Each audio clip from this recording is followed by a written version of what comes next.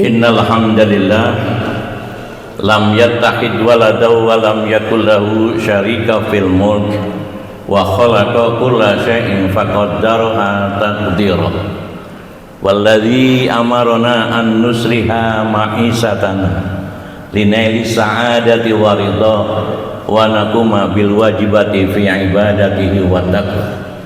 Asyhadu an la ilaha illallah wahdahu la syarikalah wa asyhadu anna Muhammadan abduhu wa rasuluhu la nabiyya ba'dah.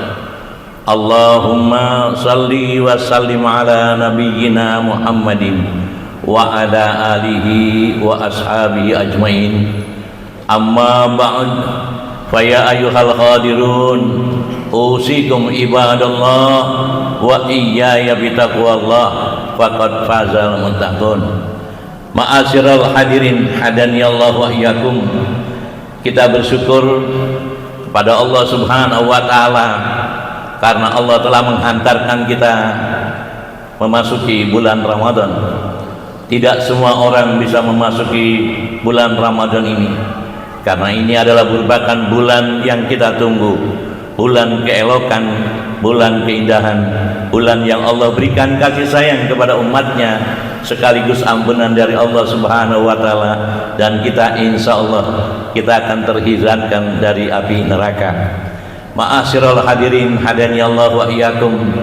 Tentu kita sebagai manusia yang hidup di dunia harus mempunyai perjalanan hidup yang tentunya perjalanan yang membahagiakan.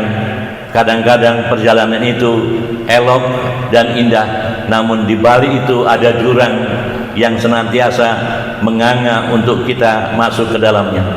Oleh karena itulah hadirin yang berbahagia, sebagai seorang mukmin, maka marilah kita senantiasa berhati-hati untuk dalam menjalani kehidupan ini. Sebagai manusia tentu ingin mempunyai kesenangan. Di samping kesenangan tentu ada juga kehidupan yang kadang-kadang kita rindukan. Oleh karena itulah hadirin yang berbahagia, sebagai manusia saya berharap mempunyai prinsip dalam kehidupan. Kalau manusia dimanapun tempat tidak punya prinsip, maka mubazirlah. Kita dihadirkan oleh Allah Subhanahu wa taala. Tentu kita tahu siapa kita, dari mana kita, dan akan kemana kita. Kita hanya diciptakan oleh Allah Subhanahu wa taala hanya dari setetes air yang menghina, namun Allah memuliakan kita.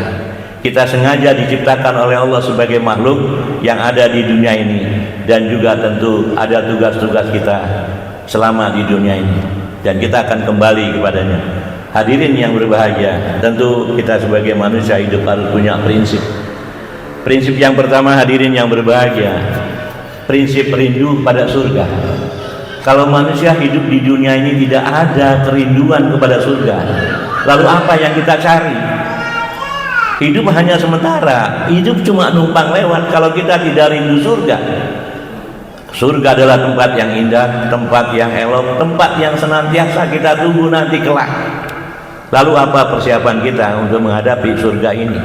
Tentu kita harus di dalam menjalani kehidupan kita senantiasa kita mengalahkan amal soleh, mengamalkan amal soleh, menjalankan kewajiban, amar ma'ruf nahi mungkar, senantiasa menjadi orang-orang yang rindu surga pada Allah Subhanahu wa taala. Nah, hadirin yang berbahagia, bagaimana dengan kehidupan surga ini?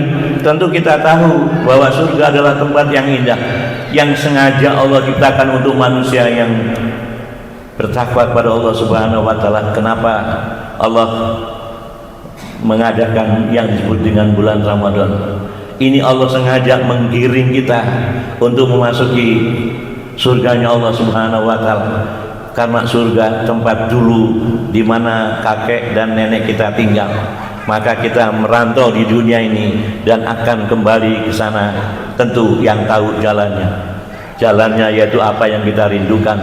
Allahumma ihdinas siratal mustaqim, jalannya orang-orang yang lurus tentunya. Lalu siapa jalan yang lurus itu yang bagaimana? Tentu adalah jalannya orang yang dulu pernah diberikan nikmat oleh Allah dan yang akan datang. Orang yang diberikan nikmat oleh Allah adalah para nabi, para orang-orang sidikin, para orang-orang yang mau berjuang dalam agama Allah dan orang-orang yang senantiasa melaksanakan amal soleh. Hadirin yang berbahagia, dengan rindunya surga, maka marilah kita menjadi manusia yang senantiasa memohon ampun kepada Allah agar Allah mengampuninya. Dengan adanya Ramadan, Allah akan mengampuni dosa-dosa kita sepanjang kita berpuasa karena Allah Subhanahu wa taala. Man shoma ramadhana imanan wa ihtisaban ghufira lahu ma taqaddama min dambi. Bukan hanya puasanya saja, tapi mendirikan qiyam di bulan Ramadan. Man qoma ramadhana imanan wa ihtisaban ghufira lahu ma taqaddama min dambi. Apa artinya kita ini puasa, malamnya kita tidak ikut tarawih, tidak ikut mendirikan qiyamul lail? Itu juga artinya pekerjaan yang belum sempurna. Kesempurnakan ini justru adanya bulan Ramadan ini. Allah memberikan ampunan kepada kita. Kalau Allah tidak sayang kepada kita, Allah tidak menurunkan ayat a'udzubillahi minasyaitonirrajim wasari'u ila maghfirah. Kalau Allah tidak sayang, tidak ada ayat yang menyuruh kita untuk memohon ampun kepada Allah. Ini salah satu rahasia. Lalu bagaimana dengan orang-orang yang senantiasa beristighfar?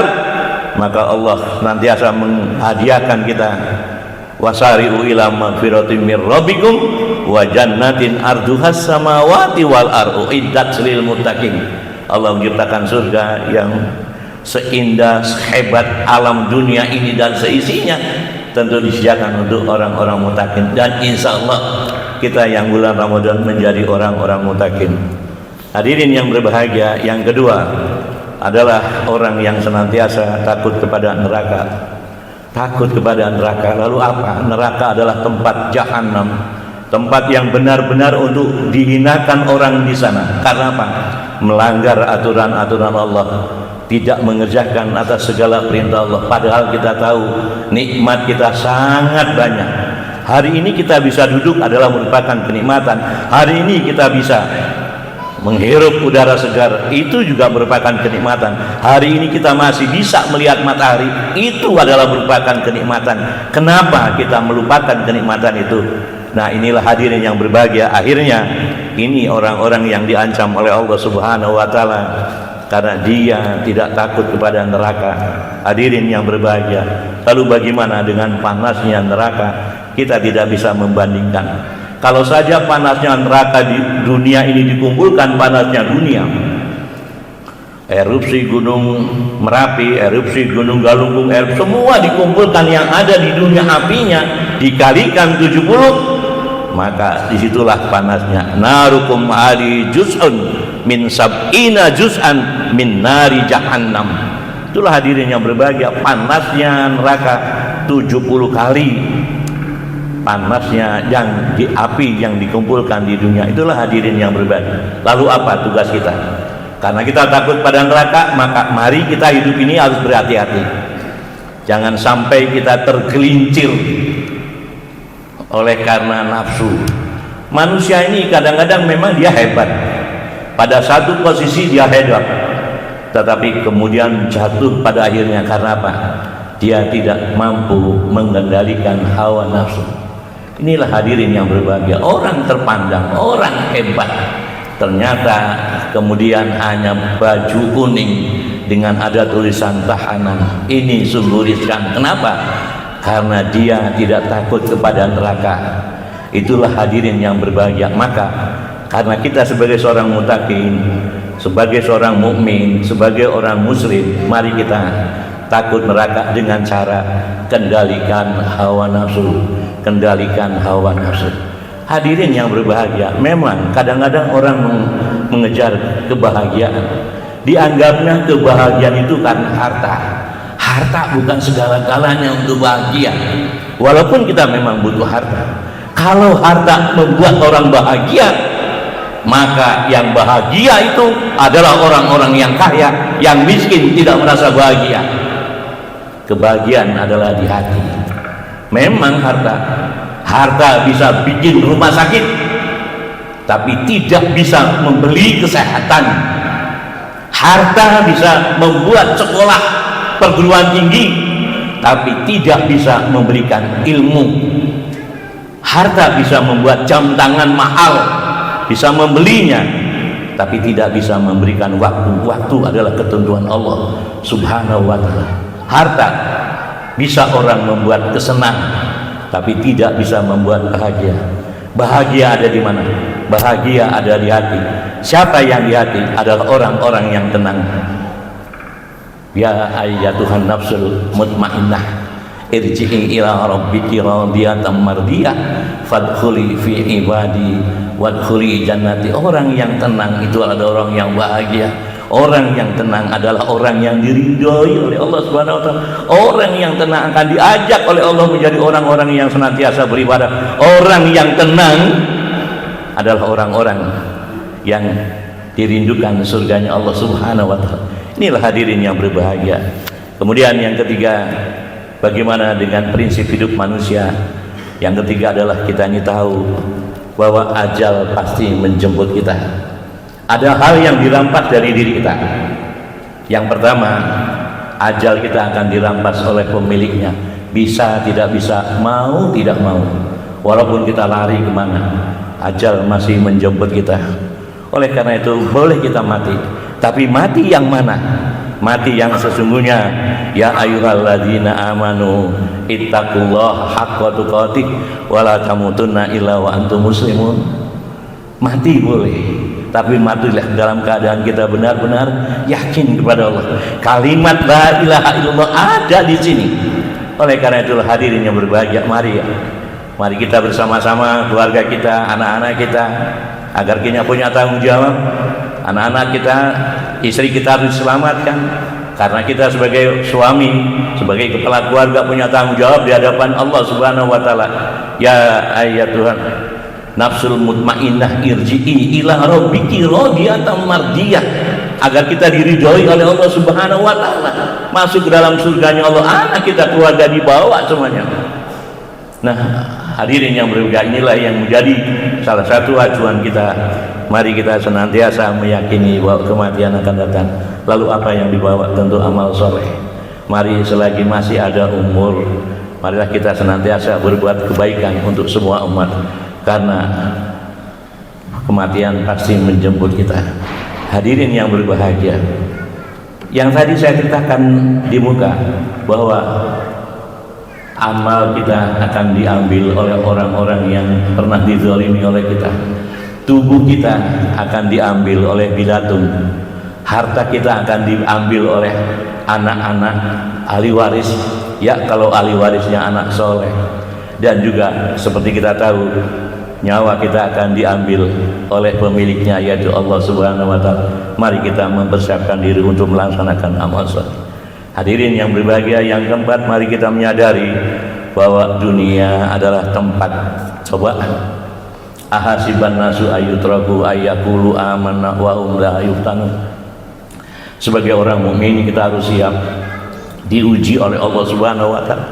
Ujian kebahagiaan, ujian ketidakbahagiaan, ujian kehidupan ini ada saja. Dari orang tua kadang, dari mertua pasti, dari anak-anak tidak kurang, dari saudara kita juga banyak. Dan ini kita harus tegar bahwa itu adalah ujian buat kita.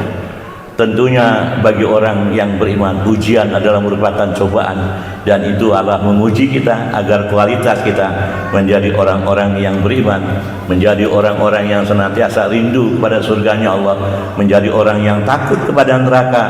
Dan kita menyadari bahwa kematian akan datang.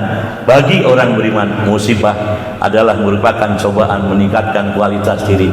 Hadirin yang berbahagia, semoga di bulan Ramadan ini Allah benar-benar memberikan kasih sayang kepada kita, Allah memberikan ampunan kepada kita, dan Allah akan memberikan kita menjadi orang-orang yang terhindar dari api neraka. Barakallahu li wa lakum. Astaghfirullah.